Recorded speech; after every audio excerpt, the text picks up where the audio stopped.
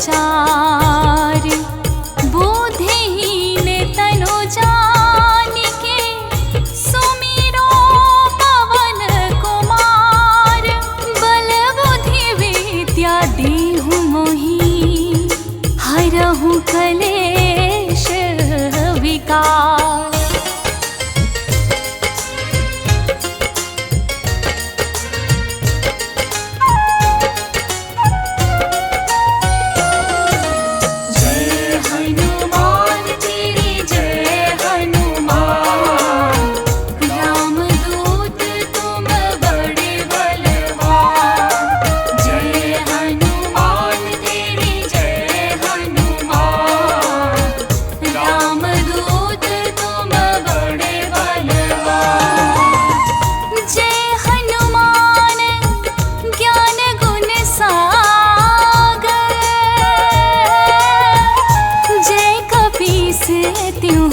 लोक उजागर, राम दूत अतुलित बल धामा।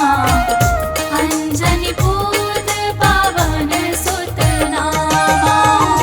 महावीर विक्रम बजरंगी, महावीर विक्रम बजरंगी।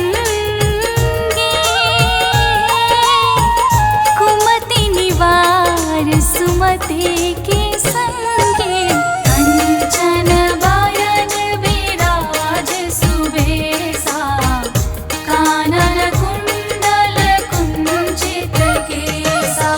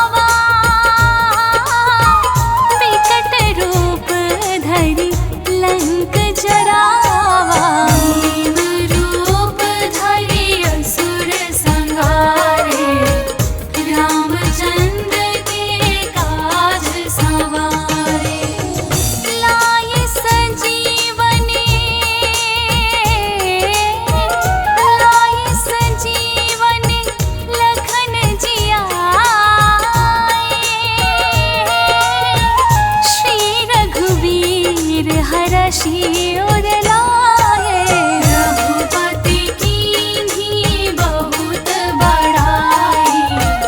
तुम मम प्रिय भरतहि सम भाई।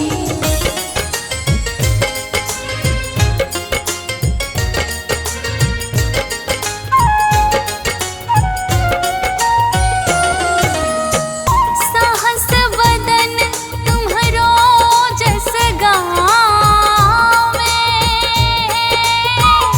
अस कहि श्रीपति कंठ लगावे। सनकादिक ब्रह्मादि मुनीसा, नारद सारद सहित अहिसा। जम कुबेर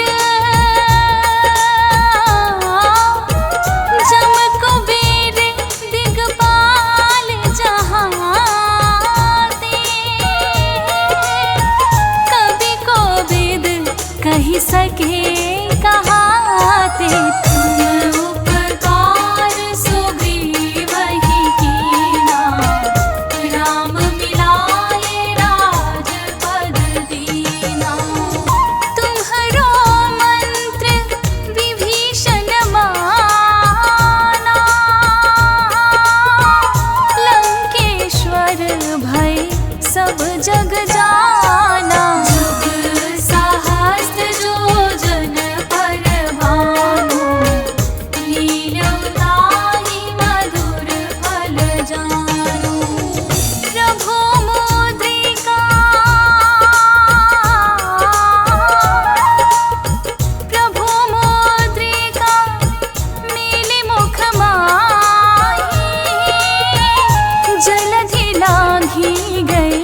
अचरज नाही। दुर्गम काज जगत के जेते, सुगम अनुग्रह तुम्हरे तेते।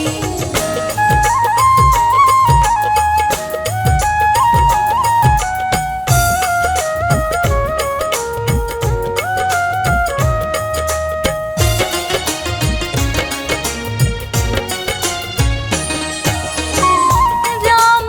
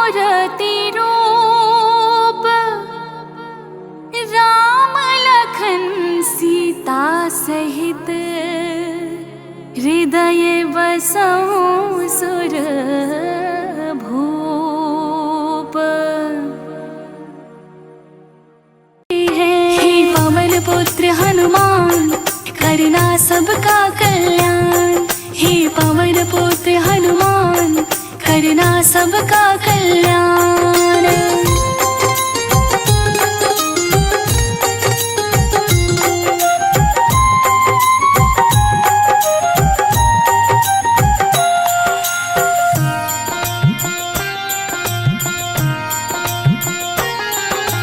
विष्णु जी ने मोहिनी का रूप बनाया, भस्मासुर को जाल में था अपने फंसाया। ताल पे तो मोहिनी के नाचने लगा, दीवानगी में अपने सिर पे हाथ धर लिया। भस्मासुर तो भस्म हुआ, शिव जी बच जाते हैं। हम कथा सुनाते हैं, केसरी नंदन हनुमान की गाथा गाते हैं। हम कथा सुनाते हैं। हे पवन पुत्र हनुमान करना सबका कल्याण। हे पवन पुत्र हनुमान करना सबका कल्याण।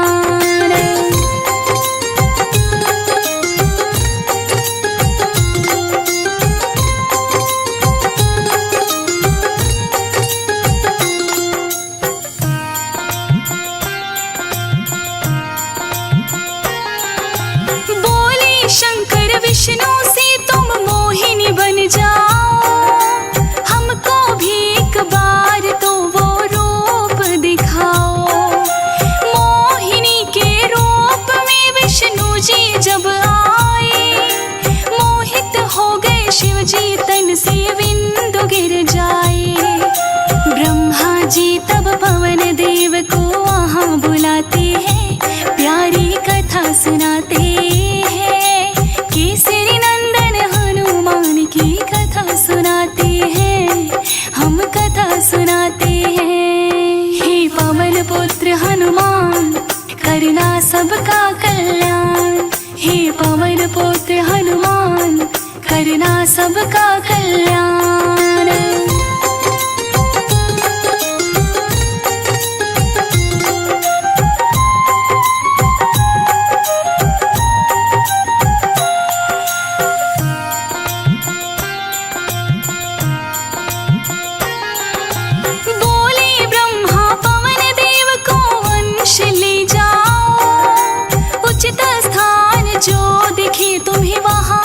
पहुँचाओ।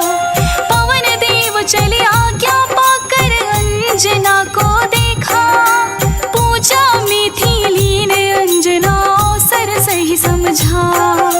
कान में उसके फूंक मारी अंश पहुँचाते हैं, हम कथा सुनाते हैं। केसरी नंदन हनुमान की गाथा गाते हैं, हम कथा सुनाते हैं। हे पवन पुत्र हनुमान करना सबका कल्याण। हे पवन पुत्र हनुमान करना सबका कल्याण।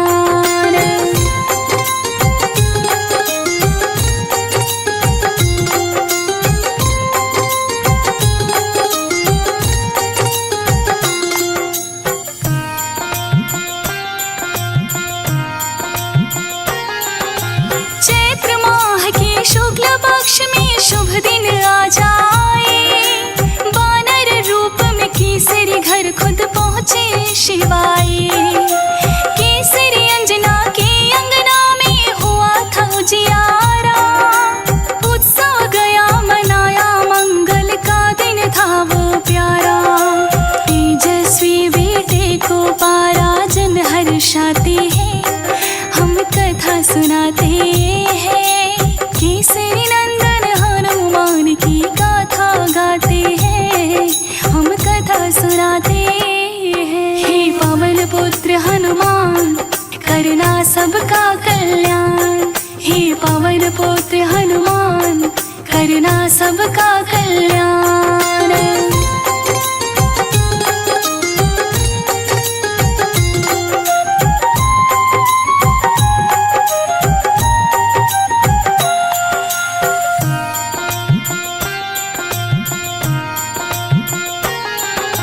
दान दक्षिणा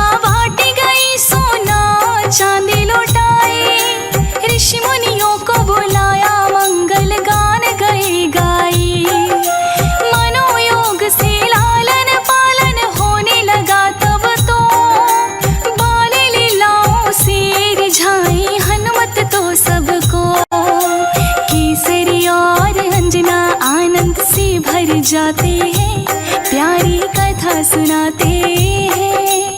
केसरी नंदन हनुमान की गाथा गाते हैं, हम कथा सुनाते हैं। हे पवन पुत्र हनुमान, करना सबका कल्याण। हे पवन पुत्र हनुमान, करना सबका कल्याण।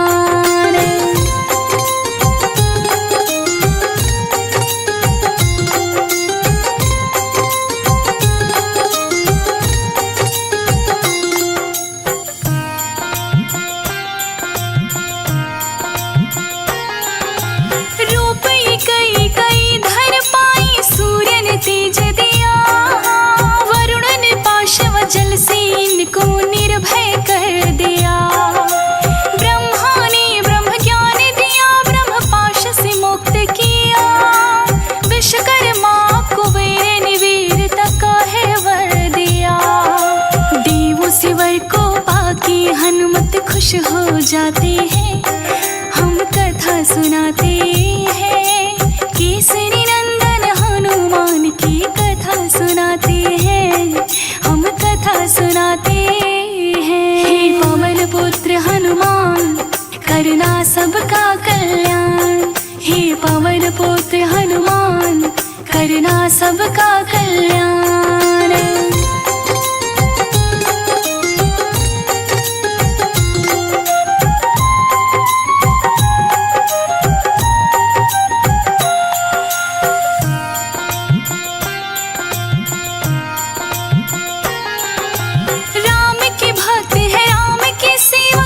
बजरंग बाला, सीता जी को खोज लिया, समंदर को लांघा। रावण की मत को तोड़ा है, लंका को जलाया। संजीवनी बूटी लाके लक्ष्मण को बचाया। जहाँ भी होती राम की पूजा, हनुमत आते हैं, हम कथा सुनाते हैं।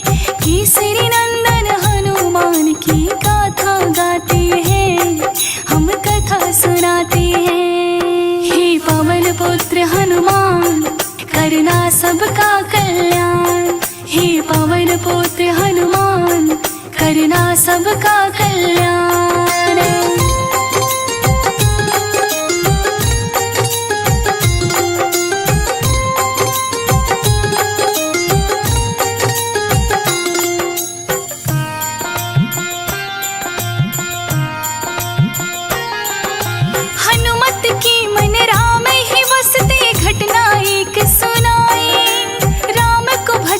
राम को रटते, राम का ध्यान लगाए।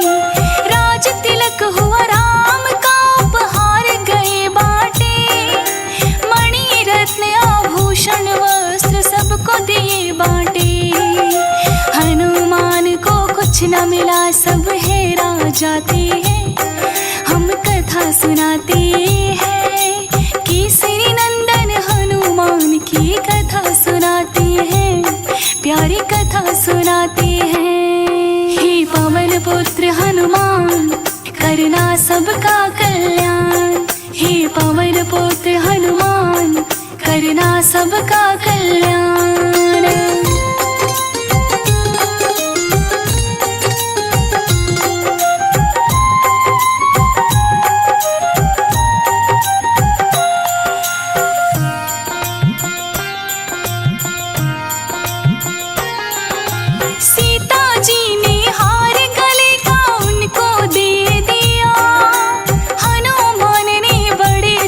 से हार ले लिया, तब हर का मन का तोड़ के धरा गिराया।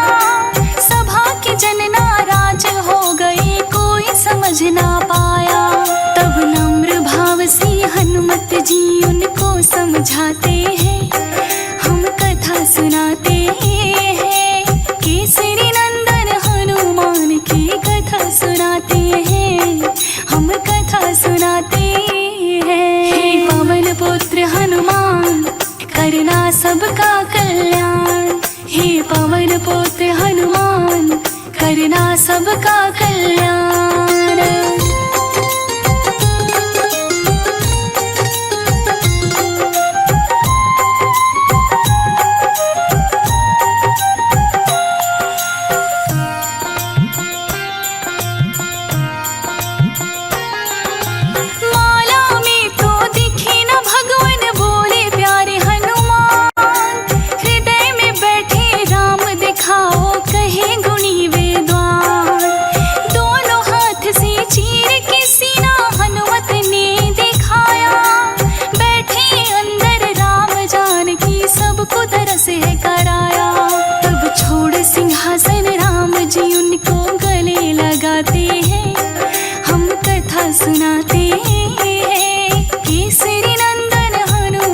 की गाथा गाते हैं, हम कथा सुनाते हैं। हे पवन पुत्र हनुमान करना सबका कल्याण, हे पवन पुत्र हनुमान करना सबका कल्याण।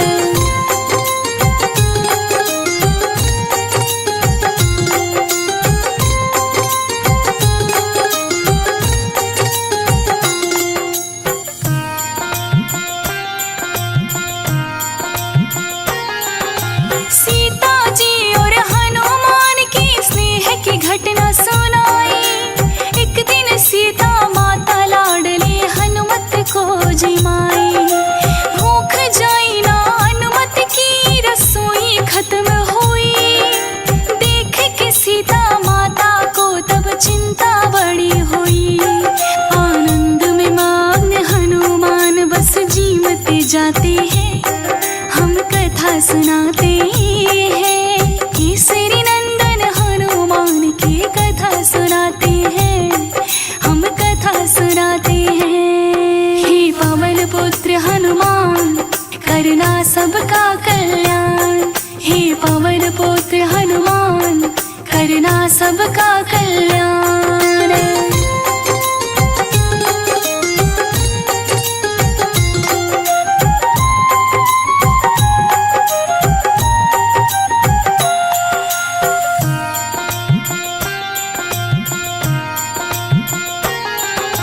सीता जी ने श्री राम को फिर स्मरण किया।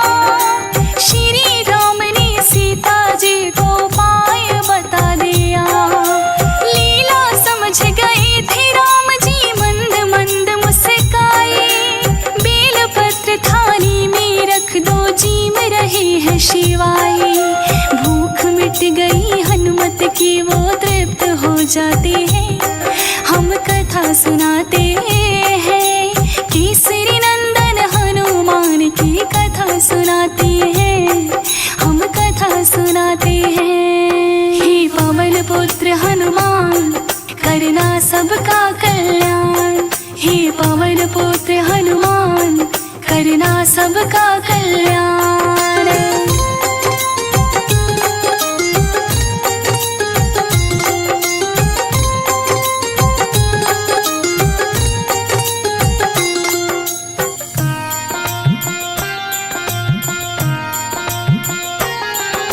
संकट सबके पल में काटे वचन को राह निभाए। राम सिया का नाम जपे जो बजरंग खुश हो जाए। अंजनी के लाला बड़े दयाला रोग शोक है मिटाए। दीन बंधु है सबका साथी करता सबकी सहाय। अपने भक्तों की रक्षा करने खुद आते हैं, हम कथा सुनाते हैं। केसरी नंदन हनुमान की कथा सुनाते हैं, हम कथा सुनाते हैं। हे पवन पुत्र हनुमान करना सबका कल्याण, हे पवन पुत्र हनुमान करना सबका कल्याण।